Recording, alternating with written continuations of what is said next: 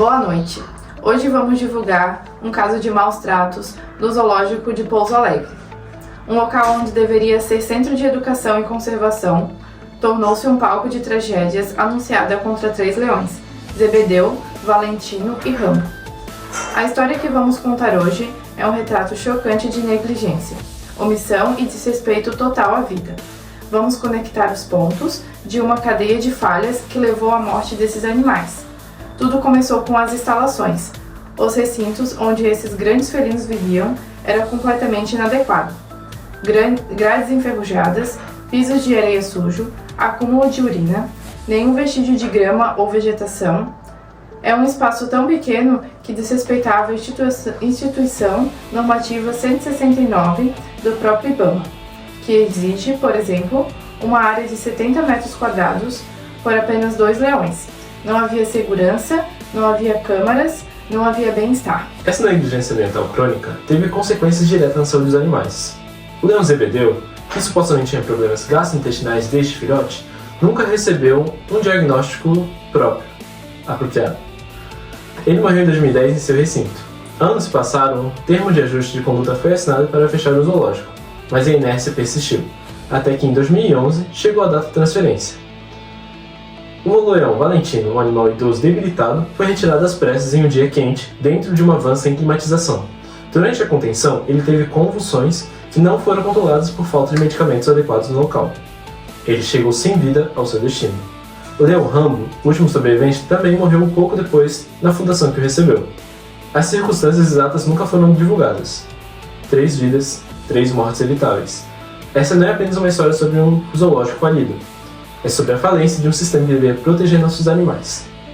Fica aqui nosso questionamento à prefeitura, que manteve esses animais em um ambiente inapropriado, ao órgão responsável, que não cumpriu o seu dever na parte mais crucial deste caso, até quando nossos animais devem sofrer até que as leis sejam cumpridas. Agora vamos com a nossa repórter para termos mais conhecimentos e detalhes deste caso. Boa noite! Agora vamos conversar com os veterinários responsáveis deste caso. Doutora, quando que iniciaram as avaliações no zoológico? Boa noite! Em 2009, nós iniciamos as visitas técnicas ao zoológico. E quais foram os primeiros procedimentos que foram feitos? Durante os primeiros procedimentos, fizemos diversas intervenções para tentar melhorar as condições dos felinos, corte de garras, avaliação oral completa e coleta de material biológico para exames. E no segundo procedimento, houve alguma evolução no manejo? No segundo procedimento, com o apoio da equipe da Vestfauna, realizamos exames laboratoriais mais completos, retirada de ectoparasitas, administração de vermífagos e início de tratamento com antibióticos e inflamatório. E mesmo com esse cuidado, ocorreu a morte do leão Zebedeu. O que sabemos mais sobre isso? Sim, mesmo com todos os cuidados, o leão Zebedeu veio a falecer com 12 anos. Ele foi encontrado morto na sua cela no dia 23 de 8 de 2010. Segundo as informações da equipe, ele apresentava alterações gastrointestinais desde filhote, mas nunca recebeu investigação diagnóstica. E como foi encontrada a necrópsia desse leão? Na necrópsia, a gente observou inflamação crônica no estômago, lesões múltiplas, acúmulo de gordura ao redor dos rins e córtex renal aumentado. Nossa suspeita é que ele tenha morrido de um agravamento de gastrite crônica. Agora vamos falar com o veterinário Nicolas, que vai explicar um pouco mais dos outros 2 leões que foram transportados e acabaram resultando morte. Doutor, o que você observou nesse caso? Bom, boa noite. O que nós observamos é que neste caso houve uma série de falhas graves no manejo, planejamento e execução do transporte dos leões. O que aconteceu especificamente com o Valentino durante a sedação? Bom, durante a sedação do leão Valentino, ele apresentou crises convulsivas imediatamente após a aplicação dos fármacos. Como não havia medicação específica para controle das convulsões, o quadro não pôde ser estabilizado. Mesmo assim, ele foi transportado? Sim, mesmo instável e sem exames prévios que determinassem seu real estado clínico, fomos informados de que ele seria colocado em uma van comum e enviado para Belo Horizonte. O transporte foi feito sem climatização, sem estrutura mínima para suporte anestésico e sem monitoramento contínuo, o que acarretou na morte do Valentino quando ele chegou na Fundação Zoobotânica. E o que o IBAMA falou sobre isso? Bom, segundo a nota oficial do IBAMA, a morte foi confirmada na noite do dia 17, ele tinha 15 anos e recebeu sedativos antes da retirada do recinto. Logo após, iniciou convulsões. Houve tentativa de medicação emergencial, mas sem efeito. Mesmo assim, o animal foi liberado para viajar, apesar de não estar estável. E no caso segundo o leão, o Rambo, o que sabemos? Bom, segundo o leão Rambo, também morreu após chegar à instituição de destino.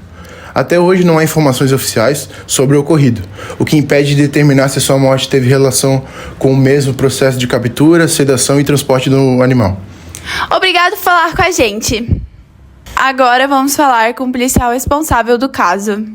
Boa noite. Em primeiro lugar, é importante deixar claro que o que aconteceu aqui em Pouso Alegre foi uma sucessão de falhas graves.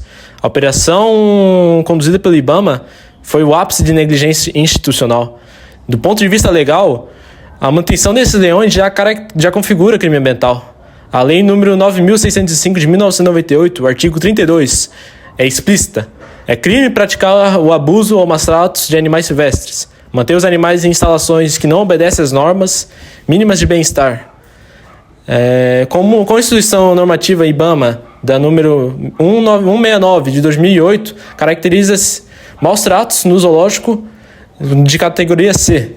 Não cumpriu nenhuma das exigências, não tinha ambulatório, não tinha sala de necrópsia, não tinha programa de quarentena e principalmente o recinto com insegurança.